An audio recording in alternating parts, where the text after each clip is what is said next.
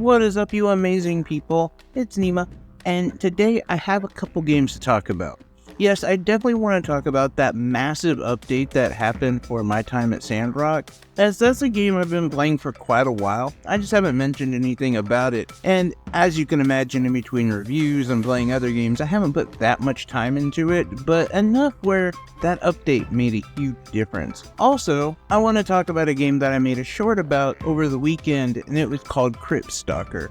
But before we get into any of that, please hit that like, subscribe button. It really helps the channel out and it helps me out, and I know you guys are awesome people and you want to do that. Anyway though, let's start with Crypt Stalker. Now again, like I said, I made a short on this game, but I kind of wanted to talk about it for more than just 45 seconds or whatever you're allowed, because I did want to talk about the fact that I feel like this game has been slept on. Yes, it's a little short, but it is so much fun. It is one of those games that I think borrows that retro aspect of aesthetics and even gameplay to an extent, but at the same time has a lot of modern accessibility.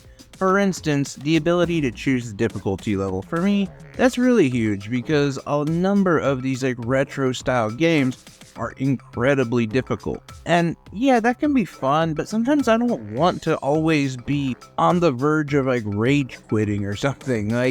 I sometimes just want to kick back and enjoy a game. Sometimes I want to hone in the difficulty where it gives me enough of a challenge, yet it's not overwhelming. Not to mention, I just have to say as well with this game, the performance is really impressive, especially when you're doing things like using your whip to swing across large gaps. Things like that where you would expect there maybe to be a few little issues, especially with more of a budget-friendly title. And game is very smooth. It has some really fun boss fights. And I have to say the two game modes, that for me is what really does it. Because when you play in the quote-unquote handheld mode, you get an old school Game Boy frame and the aesthetics of an old school Game Boy as well. And it really does feel like a completely different game. It taking about the same amount of time to beat as the console mode, but still feeling like a different game. It's really cool how they did that, and I just think that there's a lot here, especially for that $1.99 price tag. And I don't know, I just wanted to give them a little bit more recognition, considering that I'm just really happy with the product, and I have to thank Red Deer Games for hooking me up with the review code. So I know my time at Sandrock did not launch very well. In fact, a lot of people were not only upset with the price, but the quality of the game. In fact, that became such a huge thing that there were so many glitches, there were so many bugs, and the fact that I believe the first one came out significantly cheaper than this newer one, and there was quite a bit in that first one. And so people were rather upset about both of those things. Hey, I'm paying more money and I'm getting a worse product. Awesome.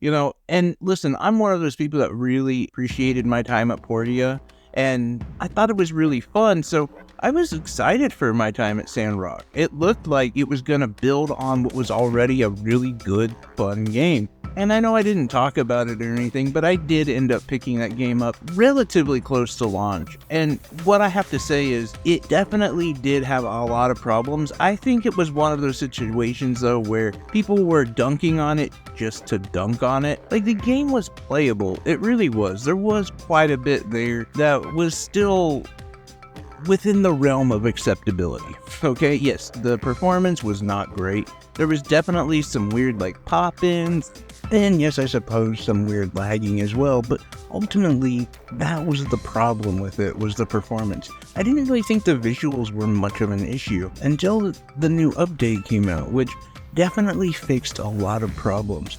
And I'm glad it did, and I'm also glad that you can tell that the dev team is behind this game.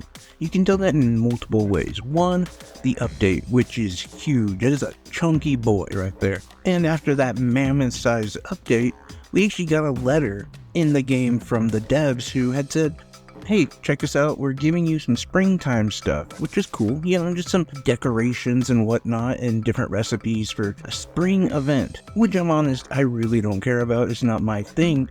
In fact, I'm really into the story of the game and just the coziness aspect, being able to craft and build relationships and things.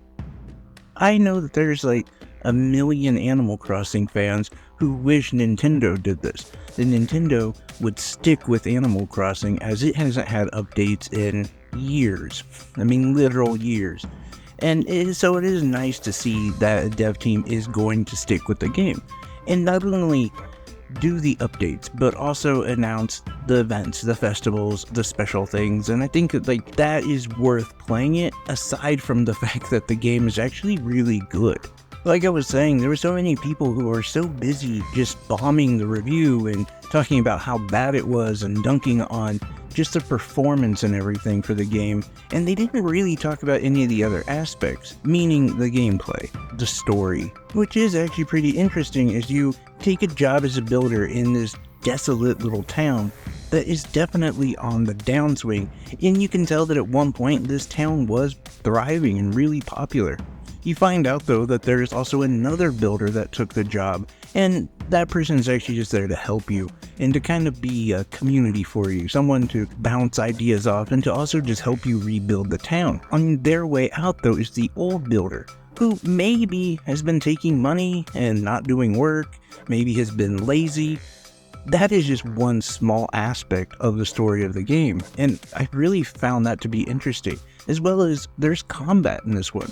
It's not like the best combat, but it's actually pretty good, and you can upgrade your weapons, you can make weapons, you can go into different areas that are just filled with like different monsters or wild animals and whatever, and take them down and actually use some of their resources to make stuff. There is an incredible amount of construction in this game, and it's just all of those kind of things were really looked over because of the performance and the visuals. And like I said, yes, after the update, the visuals do look better, but for me, it wasn't even that big of an issue before. It was the performance, and that also has taken a major step forward. So I think like if you're interested in this game, now is a time to get it. They're definitely showing that they're going to stick with it, they're going to be invested in it, and so you also can make that investment without worrying that you're wasting your money. Although honestly, it is still pricey, so I get it if you just want to wishlist it, wait for a sale kind of thing. But when you do finally purchase it, if you want to, just know that this is a really good game. It's fixed, everything is playing really well.